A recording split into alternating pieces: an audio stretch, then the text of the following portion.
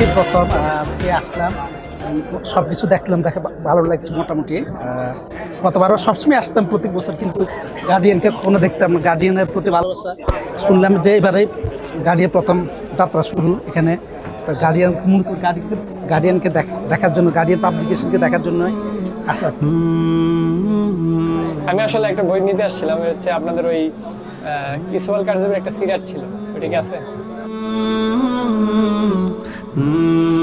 আজকে মেলার একদম প্রথম দিনেই পাঠকগণ যেভাবে এসেছেন বেশ লক্ষণীয়। অন্যান্য মেলায় আমরা দেখেছি যে এত বেশি পাঠক থাকে না প্রথম দিন, কিন্তু এইবারে বেশ লক্ষণীয়ভাবে পাঠক আসছেন শুরুর দিনেই।